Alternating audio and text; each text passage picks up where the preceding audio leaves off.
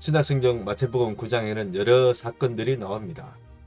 먼저 갈릴리 호수 건너편에 있던 가다라 지방에서 가버나움으로 돌아오신 예수님께 사람들이 중풍병자를 데리고 옵니다. 예수님께서는 그들의 믿음을 보시고 제3을 선포하시고 중풍병자의 병을 고쳐주셨습니다. 아주 유명한 사건이죠. 예수님께서 제3을 선포하셨을 때 성경을 오랫동안 연구해온 서기관들은 하나님만이 제3을 할 수 있는데 인간 예수님이 하셨다. 이것은 하나님을 모독하는 것이다. 신성 모독이다. 라고 생각했습니다. 하지만 예수님께서는 누가 뭐라 해도 하나님이신 자신이 제3을 선포할 권한이 있었기에 당당하셨습니다. 두 번째 사건이죠. 예수님께서는 세리 마태의 집에서 마태의 세리 동료들과 이웃들과 함께 식사를 하셨습니다. 세리, 세금 징수원은 유대 사회에서 하나님의 백성의 돈을 우상 숭배하는 로마 제국에 바친다며 꺼리던 직업이었습니다. 또한 세금을 거둘 때 로마 제국에서 지시한 것보다 많이 거두어 자신들이 이익을 챙기는 자들도 많았기에 더욱 싫어했습니다. 부정부패 비리가 심한 그런 직업이죠. 물론 세금 징수를 내려면 탁월해야 됩니다. 로마 제국의 인정을 받아야 되니까. 그런데도 불구하고 많은 사람들이 좀 꺼리던 직업이었던 것이죠. 많은 사람들이 예수님의 세리와 친하게 지내는 모습을 비난하는 것은 말할 것도 없습니다. 그럼에도 불구하고 예수님은 세리와 죄인의 친구로 사셨습니다. 세 번째 사건입니다. 세리요한의 지자들이 예수님께 와서 자신들과 바리새인들은 금식하는데 왜 예수님의 지자들은 금식하지 않는지 물었습니다. 사실 물었다기보다 따졌다고 볼 수 있을 것 같아요. 느낌상. 느낀적인 느낌이 있죠. 바리새인들은 평소에도 일주일에 월요일과 목요일 2번씩 금식하였습니다. 그리고 경건한 자들은 아마 세례 요한의 지자들도 이런 무리에 속할 것 같아요. 대속죄일 뿐만 아니라 바벨론에 의해 이스라엘이 멸망한 시기를 기억하기 위해 최소한 1년에 4번은 더 금식했습니다. 다 바벨론이 예루살렘을 공격할 때 그때와 다 연결됩니다. 몇백 년 지났는데 그것을 기억하고 금식했다는 겁니다.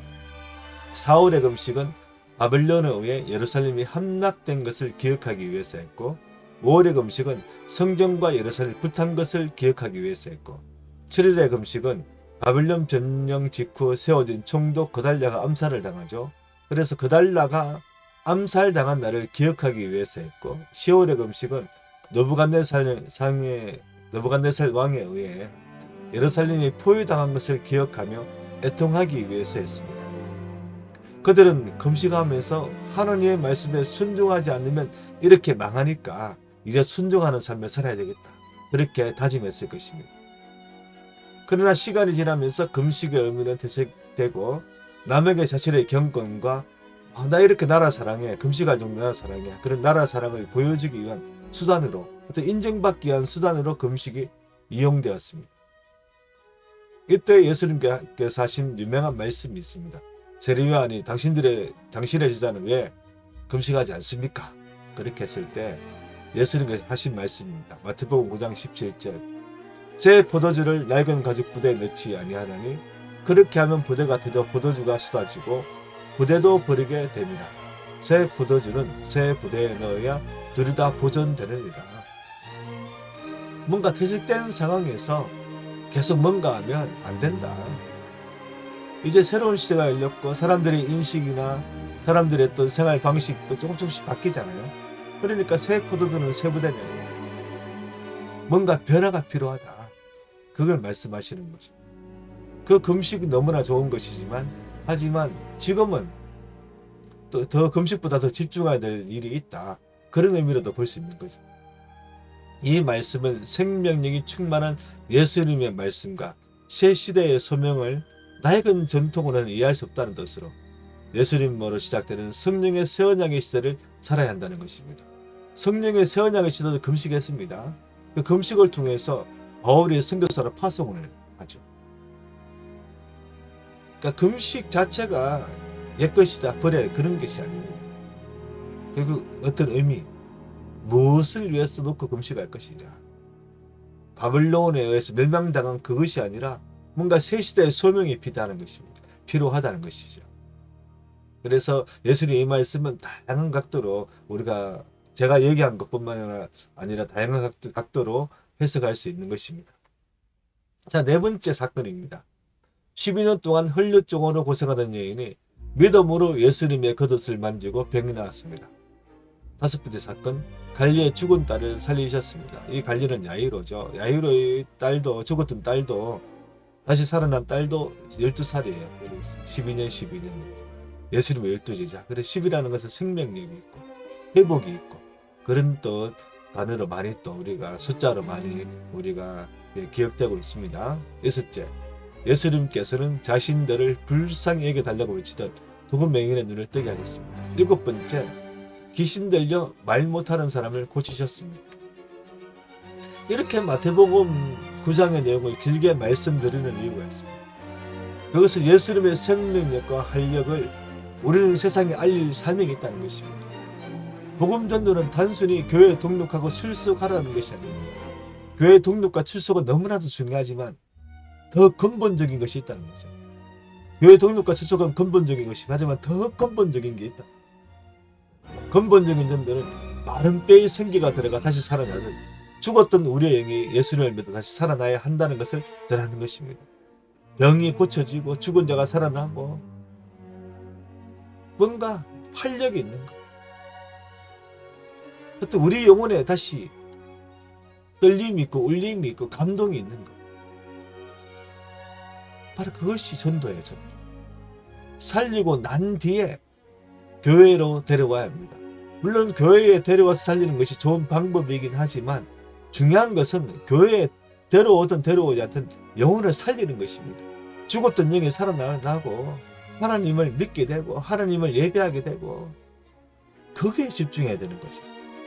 그래서 지옥 갈 백성이 천국의 백성이 되고 흑암에서 고통받던 자들이 하나님과 예수 그리스도의 빛의 나라에서 행복하게 살자는 것을 전해야 되는 것입니다.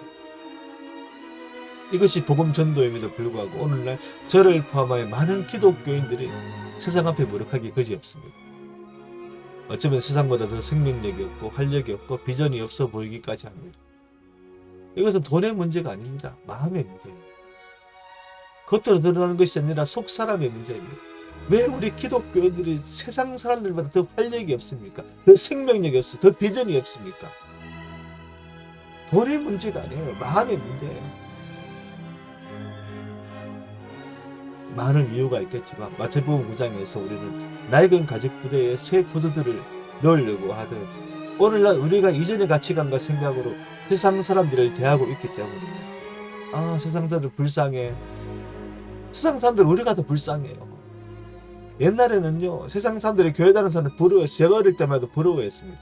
교회 다니는 내 같은 사람이 어떻게 교회 다녀?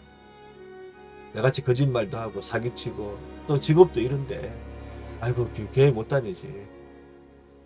그래서 교회 같이 전도해도 교회 다니지 못하겠다고. 내가 이렇게 초라한데 어떻게 다니냐고. 그런 사람들 많았습니다. 하지만 지금 완전 반대죠. 내가 왜 교회 다니냐. 교회 다니는 사람들이 저렇게 힘없고 나약한데 비전도 없는데 왜 교회 다니냐. 우리가 지금 이런 소리를 듣고 있다는 것입니다. 잠시 몇 가지 뉴스를 보겠습니다. 한국 게임 산업 매출 22조 원 돌파. 작년 5.8% 이제 올랐다. 그런 기사가 있습니다. 또 게임 산업 종사자가 어떤 부분을 내렸지만 개발자나 이런 분들은 큰 폭으로 증가했다는 것입니다. 또 RPCR, 웹소설. 웹소설 여러분, 웹툰만 아시는데 웹소설도 있어요. 인터넷에 자신의 소설을 올립니다. 그것을 사람들이 돈을 주고 읽어요. 소설책, 그래서 책을 읽는 것이 아니라 그냥 인터넷에서 소설을 사람들이 돈을 주고 있습니다. 우리나라에 지금 587만 명이 지금 소설을 보고 있어요. 소설을. 사람들이 책을 읽지 않는 게, 글을 읽지 않는 게 아니에요. 인터넷으로 책을 읽고 있다는 것입니다. 그래서 웹소설, 이렇게, 산업규모 추정, 우리가 네이버, 카카오, 엄청나서 1조가 넘어요, 1조. 제가 지금 돈을 얘기하는 게 아닙니다. 그런데 이거 보세요. 기독교 출판 시작 비천. 새로운 시도로 돌파구를 쳐다봅니다. 이런 기사입니다.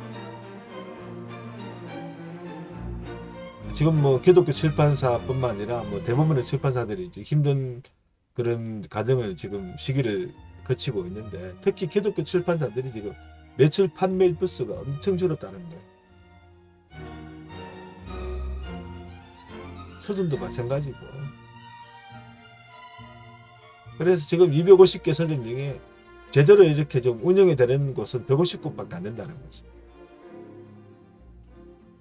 온라인 판매도 있지만 온라인 판매도 이제 그렇게 썩 좋지는 않습니다. 지금 제가 아는 어떤 서점의 그런 사장님도 지금 작년에 내셨는데 지금 투잡되고 있어요. 서점도 하시고 또 다른 일, 배달이나 이런 것도 하시고 지금 아주 어려운 상황입니다. 뭐 좋은 책을 낸다고 될 일이 아니라는 거죠.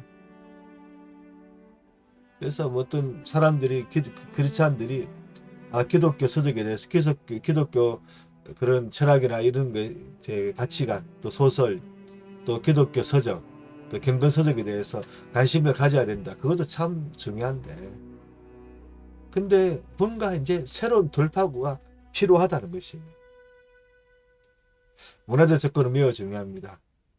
우리의 자녀들이, 그리고 우리가 세상의 문화에 파묻혀 성경보다 세상 것을 더 좋아하고 하나님보다 연예인에 대해서 더 깊이 안다면 그것이 우상이죠. 유명 가수들을 아이돌이라고 부르잖아요. 저 우상, 아이돌 우상이, 영어로 우상이잖아요. 우상. 왠지 이렇게 통하는 것 같아요. 우리는 예수님을 닮아야 됩니다. 예수님께서는 자신의 하나님 되심과 하나님으로 자신의 고난에 있어서는 누구와 물에도 당당하셨어요. 제 싸움을 거침없이 선언하시고 병을 고치시고 사랑하시고 치유하시고 소외된 자들을 만나가 끌어안으시고 당당하셨습니다. 그리고 고난의 길을 걸어가셨어요. 십자가의 길을. 오늘날 우리가 따라야 할 모습이며 십자가의 길이며 나그네의 길인 것입니다. 이것을 위해 근본적인 변화가 필요합니다. 왜 기독교적인 세계관을 게임과 웹툰과 웹소설에서 찾아보기 힘들까요? 여러분 웹소설 들어가 보십시오. 다 이상합니다. 마법, 아니면 뭐 불륜, 음란, 또 웹툰은 말할 것도 없죠. 게임 보세요. 총 쏘고 폭력적이고 없어요.